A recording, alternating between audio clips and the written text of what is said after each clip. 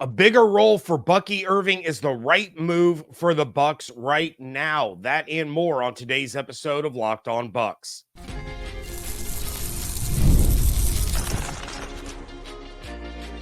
You are Locked On Buccaneers, your daily Tampa Bay Buccaneers podcast. Part of the Locked On Podcast Network, your team every day. What's up, and welcome into this Wednesday episode of Locked On Bucs, your daily podcast covering the Tampa Bay Buccaneers, part of the Locked On Podcast Network, your team every day. I want to thank you for making Locked On Bucs your first listen review every day.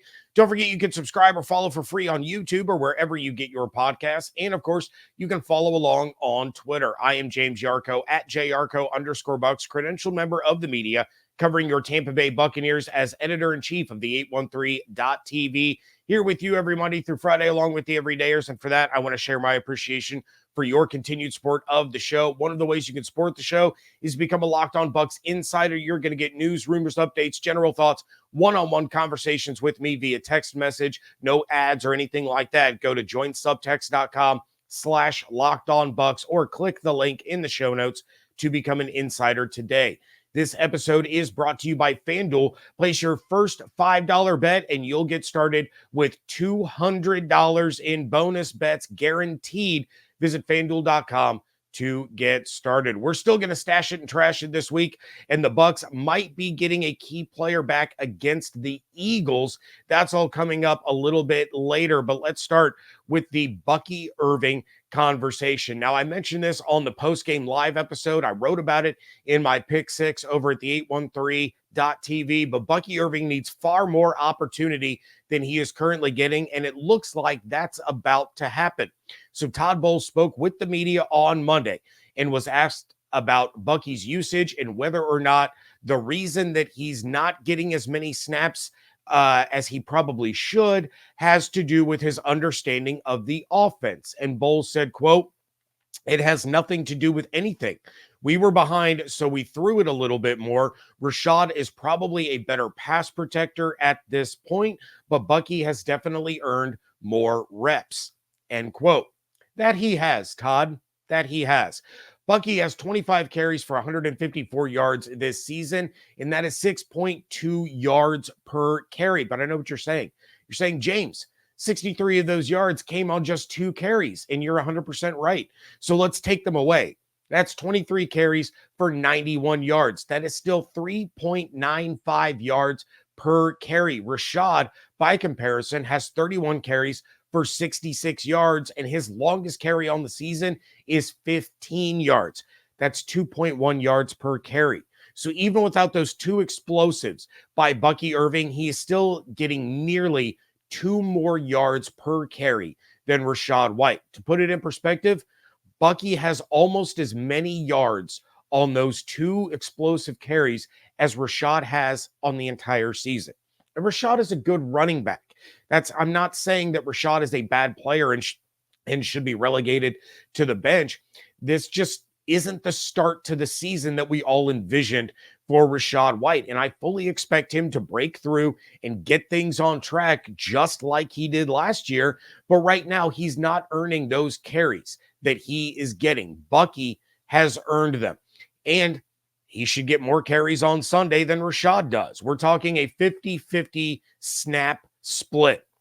You can still pass with both guys on the field. Rachaad is certainly better at picking up blitzes, but you can call just about any play that you want with either one of them on the field at any given moment. You're not in a situation where you're telegraphing what you're doing based on which running back is in the game.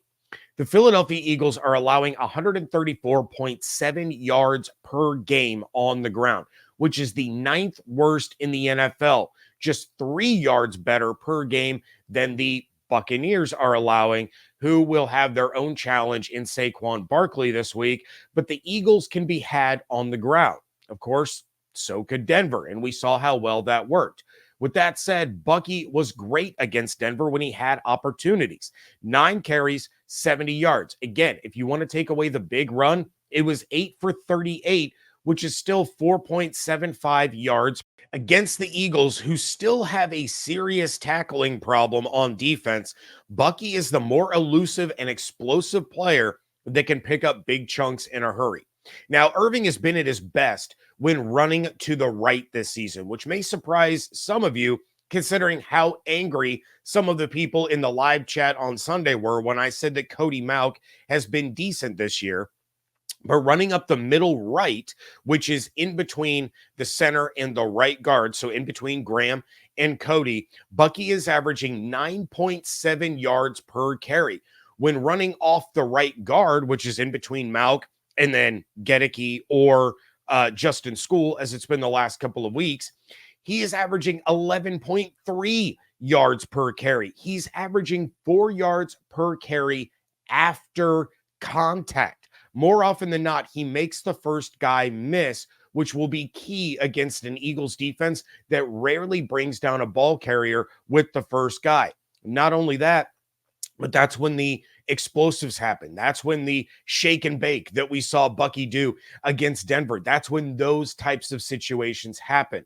Rachaad White, on the other hand, is averaging 2.16 yards per carry after contact. So again, Bucky is nearly doubling the production on his opportunities per play than Rachaad White is.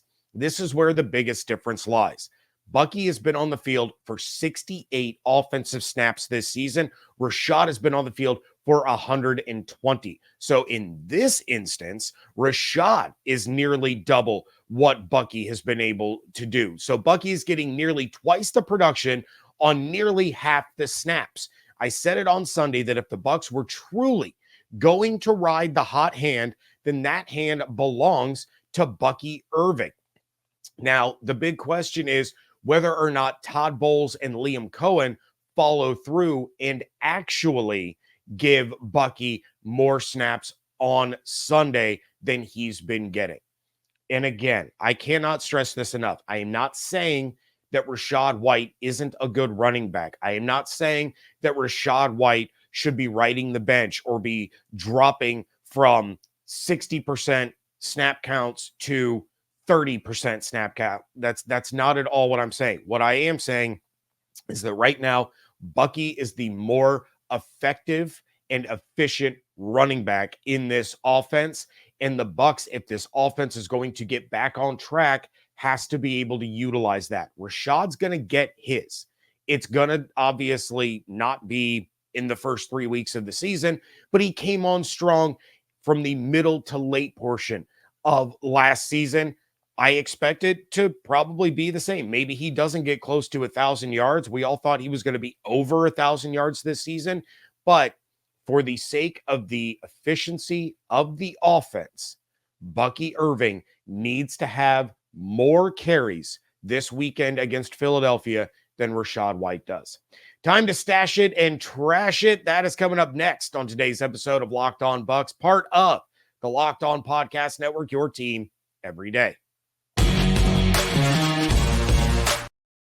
Hey, NFL fans, you can start the season with a big return on FanDuel, America's #1 sportsbook.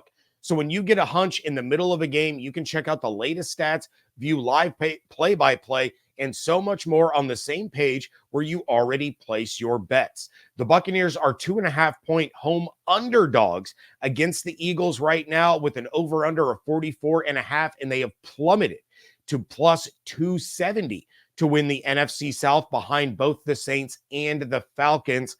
If you want to get in on that Thursday night action, the Cowboys are 5.5-point road favorites against the New York Giants with a 45.5-point over-under. And you can get all of that started with $200 in bonus bets guaranteed when you place your first $5 bet. That's FanDuel.com.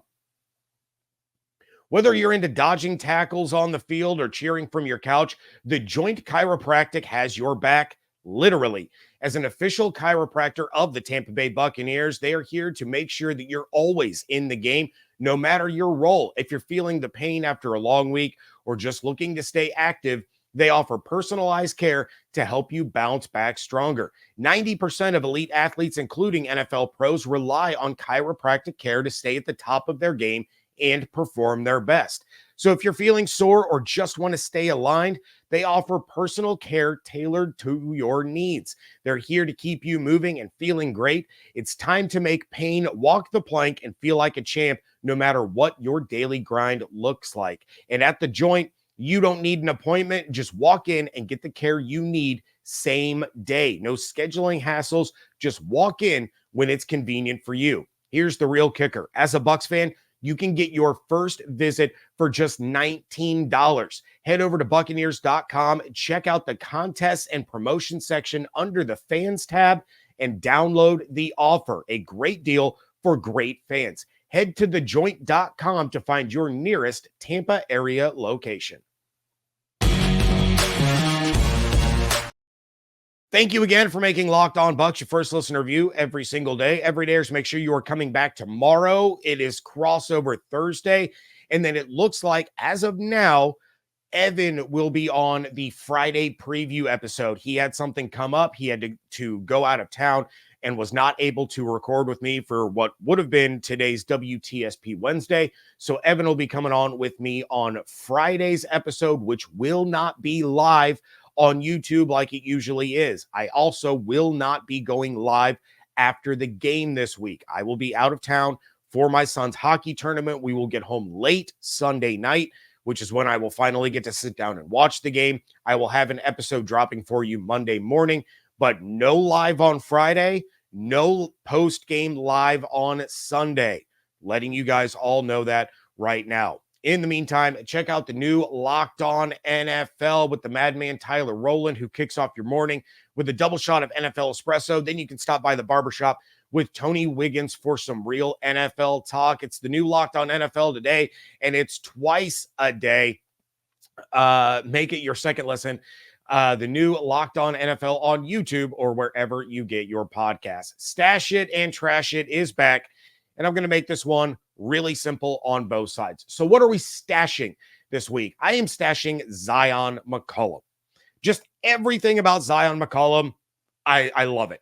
And if A.J. Brown plays this week, it's Wednesday, it's early. We don't know the injury situation for the Philadelphia Eagles. I find it highly unlikely that Devonta Smith plays after the concussion that he suffered.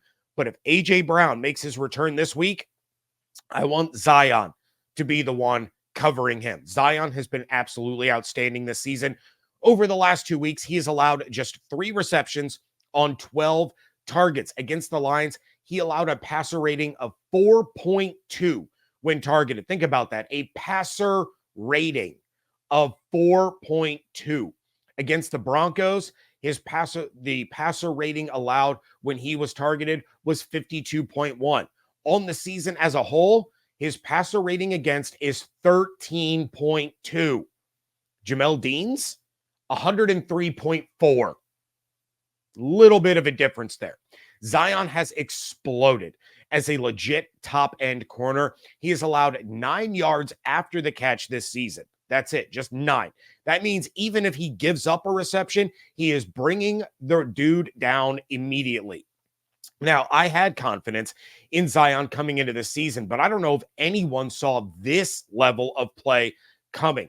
Maybe teams are picking on Dean more because he tends to cover the opposing team's top target, or maybe teams are targeting him because he hasn't been able to stop them through the first 3 weeks of the season. Sooner than later, a switch will have to be made. Dean is fine as a number 2, but as the team's CB1, he is struggling mightily. Zyon is on an absolute heater to start this season, and he probably has the confidence to line up against A.J. Brown and Drake London and Chris Olave in the coming weeks and keep being that top-tier defender. He is second in the league in passes defensed with 6, just 1 behind Brian Branch, and had he not gone out of the Week 1 game with an injury against the Washington Commanders, he's probably ahead of Branch and leading the league in passes defense. This guy is looking more and more like the Bucs cornerback 1 of the present and of the future. And if Jamel Dean does not get on track soon, I can promise you that is going to be the case. My trash it for this week is also super simple. Trash the week. All of last week, set it on fire and forget about it. I know I was hard on the Bucs in my post-game live episode, but it was warranted. There was no excuse for that kind of letdown after what they had just accomplished the week before. And I think a lot of people had the Bucs pegged as 2-1 heading into week 4 with this game against the Eagles, but figured the loss would be at Detroit and the win would be against Denver. So it was a different path, but they got to where most of us figured they would be after 3 games. But now, after stealing that one in Detroit, they have to steal 1, maybe 2 more games from teams that most people didn't think they were going to be able to beat before the bye week. The preparation, the film, the letdown, all of it goes in the trash. Todd Bowles told the media on Monday that after watching the film from the game, it was as bad as he thought. He said that they didn't play well in any facet of the game, offense, defense, or special teams. So you watch it, you learn from it, you correct it, then set it on fire. I'm not really sure which game to compare this to from last year. It was a letdown in the same way that the Lions game coming out of the bye week was a letdown because the team came out flat. They played poorly. Everybody was hyped up because it was creamsicle week and they did a whole thing all week long in Tampa, with the creamsicles and Armature Works was all decorated up. They did a fireworks show. The fans were all hyped, but the Lions were already red hot and they had a really, really good team. It was frustrating in the same way that the loss the following week to the Falcons was frustrating. It was a beatable team at home, and instead of winning on their home field, the Bucs turned the ball over multiple times and let a lesser team basically embarrass them. I mean, the score was a lot closer. It was 16-13, but it was embarrassing and frustrating nonetheless because the Falcons were not that good of a team. Desmond Ridder was not very good, but the Bucs played like absolute doo-doo. So, it's kind of a mesh of the Lions loss and the Falcons loss from last season all rolled into one with the Denver Broncos last week. But I can't imagine that Baker and Mike and Tristan and Levante and Jordan and Chris are too happy about what just happened against a rookie quarterback in that freaking Sean Payton last week, and they're going to be motivated.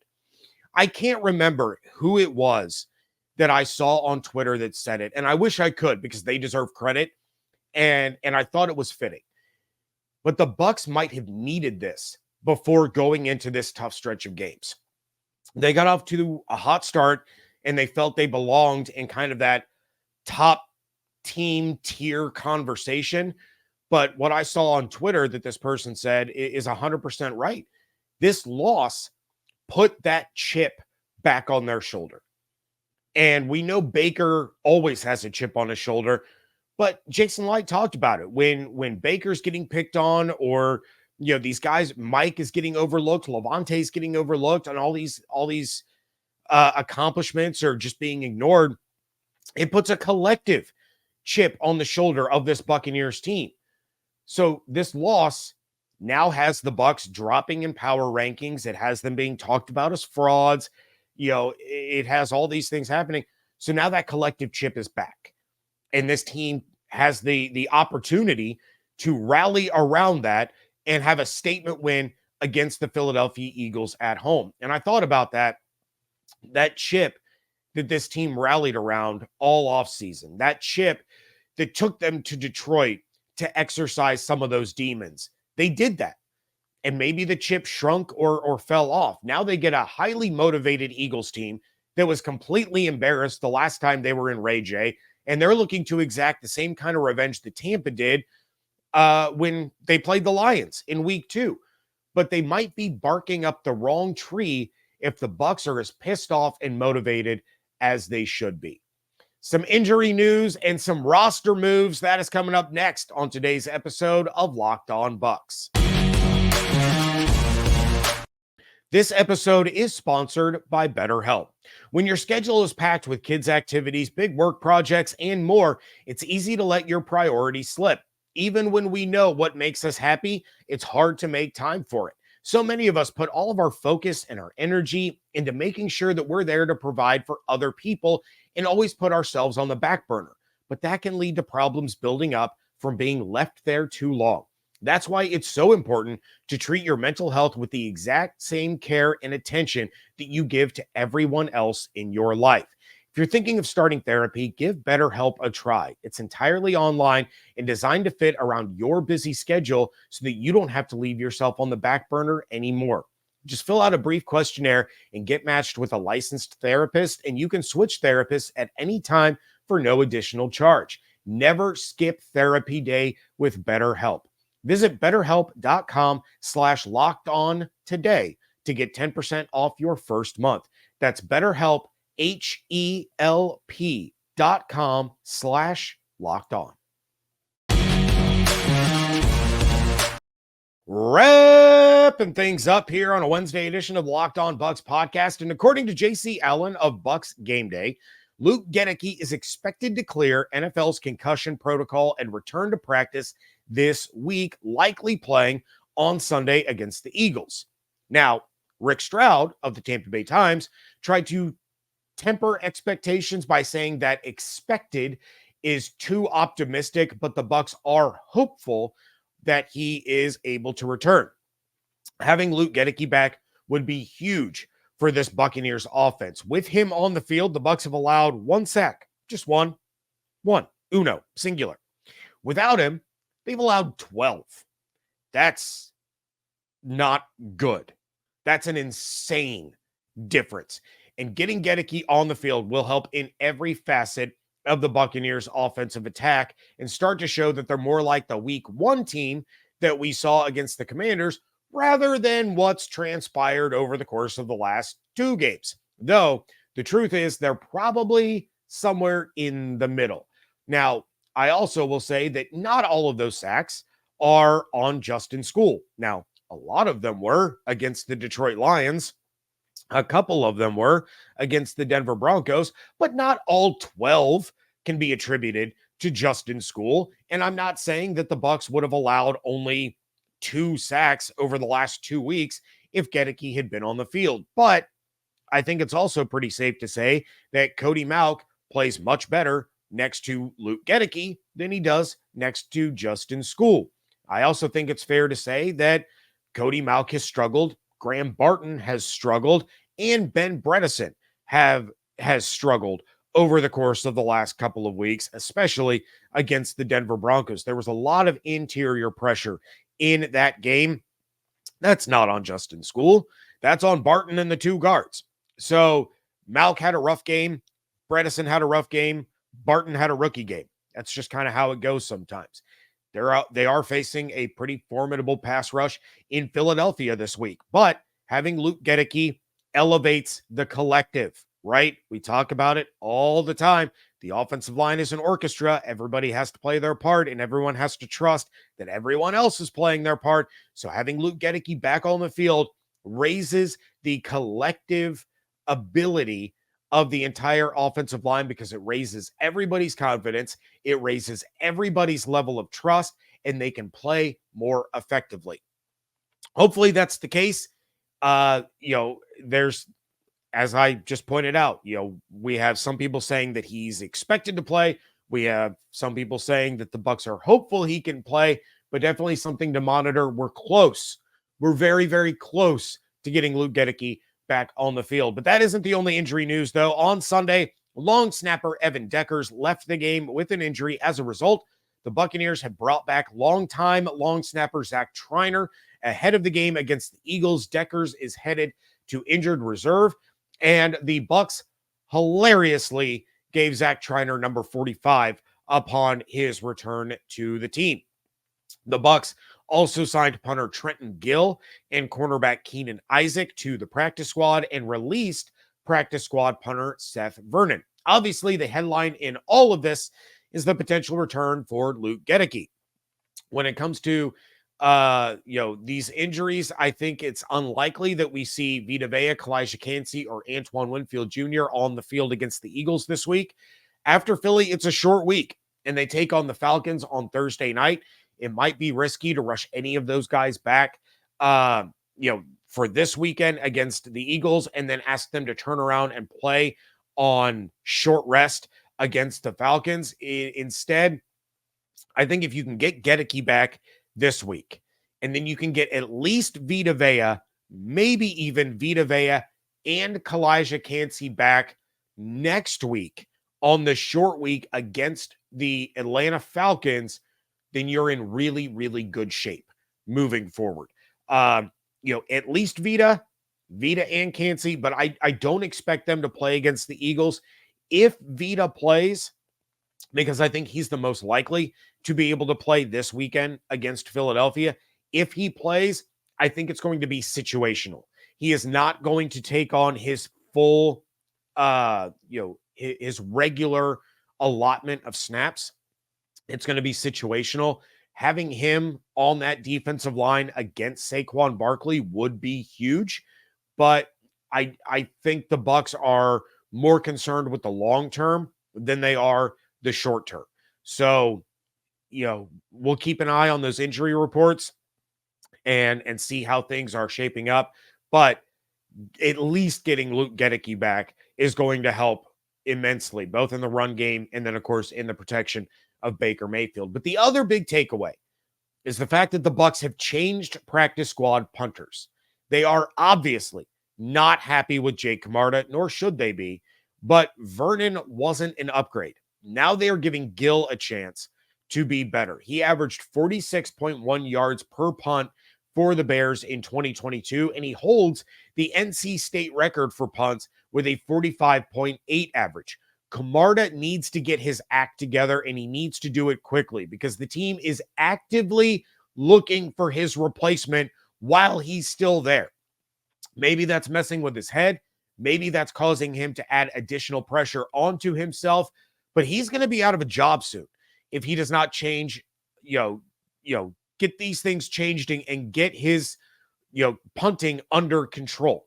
He had a great punt against the Broncos, but he outpunted his coverage and it got returned for like 30 yards. So it ended up being a net like 38-yard punt. Then he's shanking him off the side of his foot. He's just, something is off there. I don't know if it's his mechanics. I don't know if it's above the shoulders. But when the team that you're playing for is actively bringing in other punters, this isn't like linebacker or wide receiver or offensive line where you need multiple players at that position. This is a punter. And when you are actively bringing in multiple punters, they are searching for an excuse to move on because the performance has not been there. And go back to his rookie year. Go back to his second year. Camarda was a weapon.